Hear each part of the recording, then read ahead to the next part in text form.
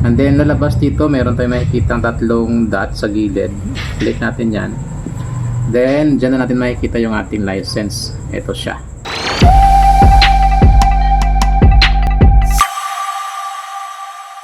Okay, so sa mga nag-PM pala sa atin at nagtanong kung paano daw i-activate or mag-activate ng Wi-Fi 5 soft license. So ito na yung ating video mga ka-IT.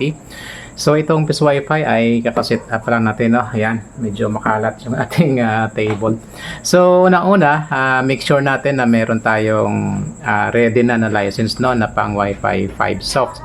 So kung wala naman ay pwede kayong mag-PM sa akin, no? Available sa atin yung license ng Wi-Fi 5 soft. So first step natin mga ka-IT, of course, kailangan natin connect sa ating AP. So dito tayo sa ating cellphone, connect na tayo sa ating AP, no? I-check muna natin yung status ng ating license dito. So hindi ko na muna nilagyan ng SSID. Okay, so ito na yung ating portal ng Wi-Fi 5 soft. Okay, so yan siya.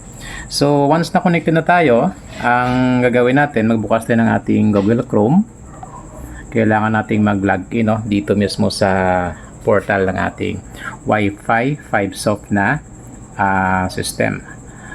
So open natin yung ating browser, and then dito type lang natin dyan yung 10. Yan, .0.0.0.1 and then /admin tayo. /admin. So yan siya mga ka-IT. Then go lang natin. Okay, so lalabas dyan, no, yung sign in. Then mag-sign in lang tayo dito sa username. Lagyan natin dyan yung admin, small letter lahat. Yan. Okay. Then dito sa password, ang password niyan default ay Wi-Fi 5 soft. Wi-Fi 5 soft. Yan, so tingnan natin. So yan yung password niya. Okay, then login tayo. Okay, so ayan, nakalagin na tayo mga ka-IT. Oops, medyo nag-blur tayo. Ayan, so tanggalin muna natin yan. Okay, so ito yung portal, no, ng ating Wi-Fi 5 soft system. So para malaman natin yung status ng ating Wi-Fi 5 soft license, no, punta tayo dito sa gilid. Yan siya. Yan yung parang menu. Click natin yan. Okay. And then lalabas dito, meron tayong makikita tatlong dot sa gilid. Click natin yan. Then dyan na natin makikita yung ating license. Ito siya. Shoutout muna tayo dyan sa kay J Square Loft from Northern Samar. And shoutout na rin dyan sa kay GR Kaipilan from Zamboanga, Sibugay. And of course, shoutout na rin dyan sa kay Louis Faldin. And shoutout na rin dyan also, no, sa kay Migs. Shoutout na rin dyan sa kay Peter Brian Dabon from Mandawi City, Cebu. Yan, maraming salamat sa mga kaibigan natin dyan, no, sa patuloy na suporta dito sa ating channel. Okay, so click natin yung license. So dito malalaman natin yung status. May nakalagay dito sa expiration. Oops. Ayan, so sa expiration mga ka-IT, so ito ay may expire sa April 14. So anong pizza ngayon? 4. So meron siyang 10 days, no, na parang trial. So ibig sabihin nito ay wala pa siyang license, no. Saka yung level dito ay naka 2. So pag walang license yung ating Wi-Fi 5 soft, nakalagay dito sa level ay level 2. At dito makikita rin natin, no, yung expiration niya hanggang 14. So meron tayong 10 days pa.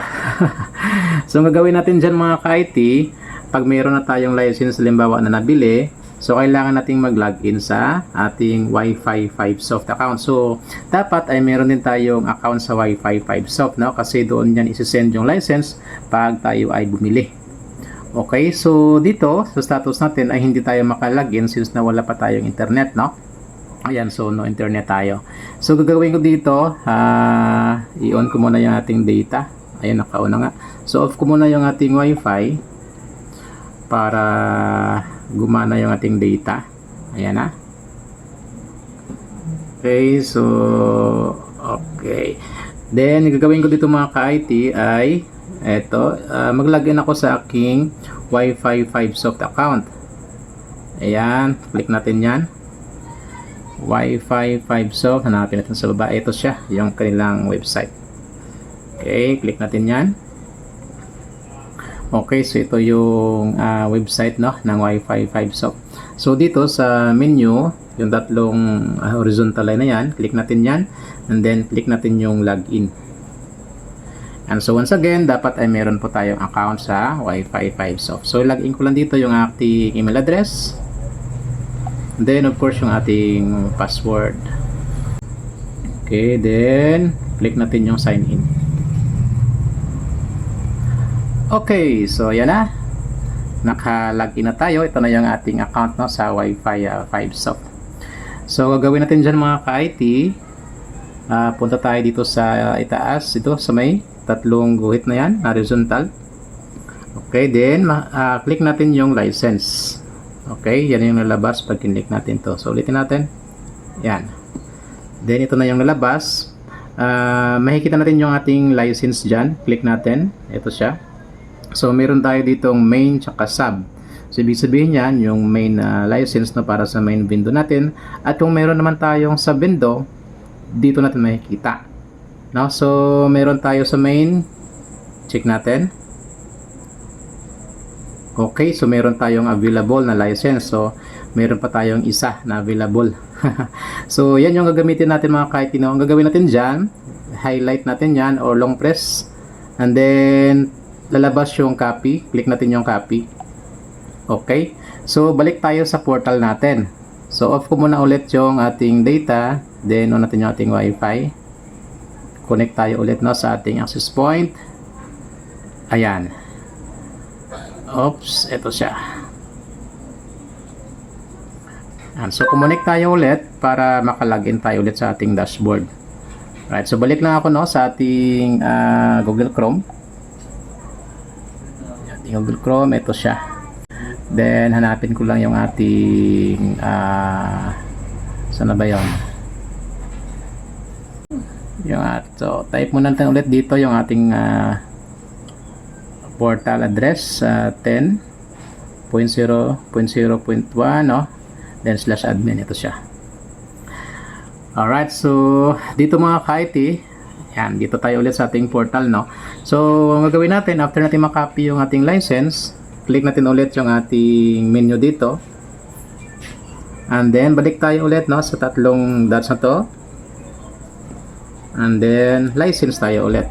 Ito siya. Yan, click natin ulit yung license. Oops, na-blurred. Okay, so ito na ulit yung labas, no? So ang gagawin natin dyan, i-click natin yung activate. Ito siya. Kita ba? So activate ito. Oops, layo mo natin konti para makita. Hindi makita. So ito ay close. Itong naman ng isa ay activate. Try natin. So medyo, ayan, medyo against the light. So activate. Click natin yan mga ka-IT. And then dito na natin i-paste, no, yung ating activation key. Okay, yung kinapi natin mula sa ating Wi-Fi 5Soft account. Okay, dito i-paste natin. Yan siya. Okay, then dito sa email naman, lagyan natin yung ating email. Of course, kailangan itong i-verify, no? Yan.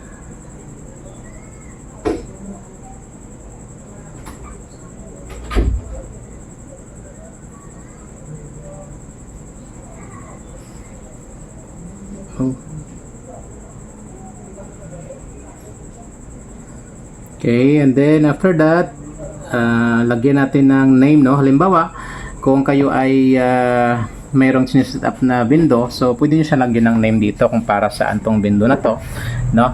With corresponding, no, dito sa license natin na gagamitin.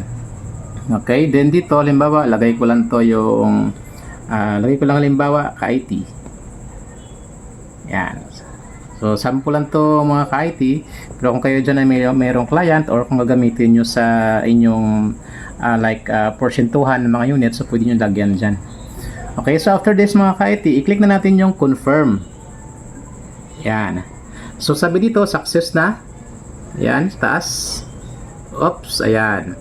So, lobas yung success, and then dito sa K, makikita na natin dito yung ating license. And then, yung level dito is 4. Okay, then expiration dito, yan, hanggang 2050 pa itong ating license. So, napakatagal pa. At kung pansin nyo pala mga ka-IT, after nating ma-activate no, yung ating unit, ayan, so meron ditong value sa hotspot, PPPoE tsaka sa window max no, naging 1,000. So kanina iba yung value dyan no, may 3, may 5. So ibig sabihin limited pa. So since na naka-license na ito, so meron tayong 1,000 na. Ayan. So sa PPPoE max 1,000. So siguro dito yung pwede nating ipa-connect na PPPoE client ay hanggang 1,000. Ganon din dito sa window max no. For sub window. Ayan siya. Okay, so ganun lang kadali mga ka-IT kung paano natin i-activate yung ating Wi-Fi 5 soft, no? Yung ating license. Okay, so sa may mga karagdagang katanungan dyan ay pakicomment lang dito sa ating video. And of course, sa mga nais nyo ng order ng Piso Wi-Fi sa atin ay available po, no? Meron tayong iba't ibang packages. So PM lang kayo para sa inyong mga inquiries. Sa mga hindi pa dyan nakasubscribe sa ating channel, so huwag natin kalimutang mag-like and i-subscribe na itong ating channel.